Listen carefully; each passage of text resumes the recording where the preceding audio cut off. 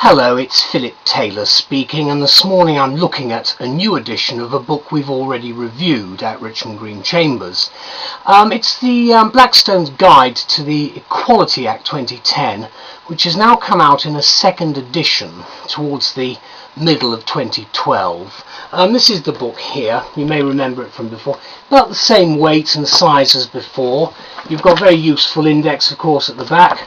Copy of the legislation, which is a very substantial part of the work itself, as amended. You can see up in the top corner there it says as amended, because they brought in some amendments bearing in mind what has actually taken place.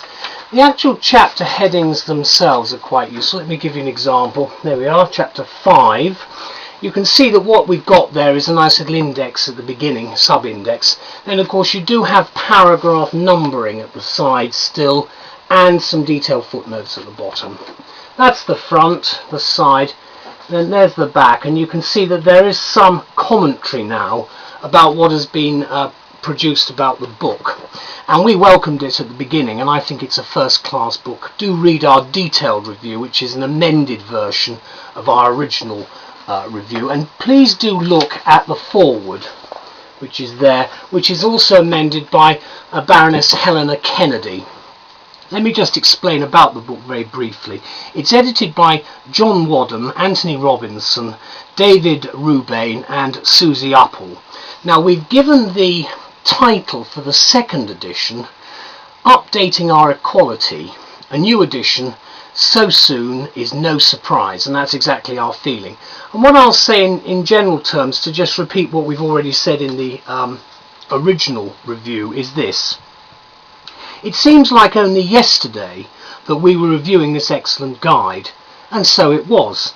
We are hardly surprised that a second edition was required so quickly, whilst the government continues to procrastinate on issues such as the red tape challenge exercise, which has still not really come to anything, and the extension of age discrimination measures. What John Wadham and his team have produced is effectively another holding reply, if you like, on the future of part of the legislation which still needs to be implemented. But matters have moved forward, of course, as they point out in their preface, concerning things such as the reform of civil partnership systems, although the gay marriage debate is still raging at the time that I'm writing and delivering this particular video.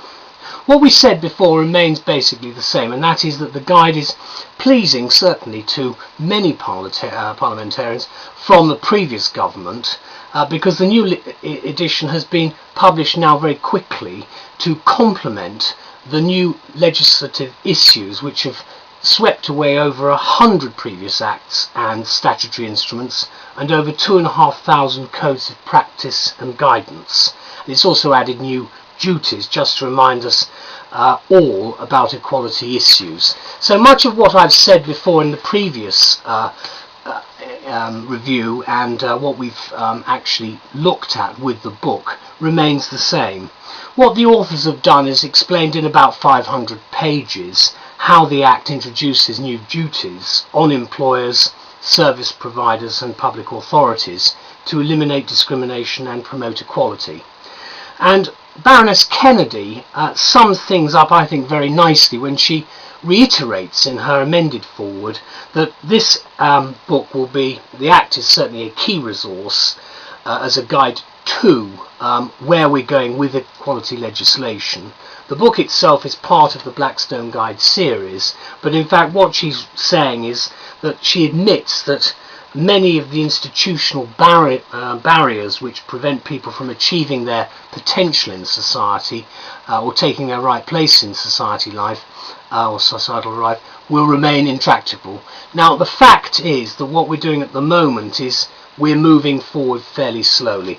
This new edition, I think, is just right. It hits the nail on the head, and I'm very grateful to Oxford University Press and to the authors.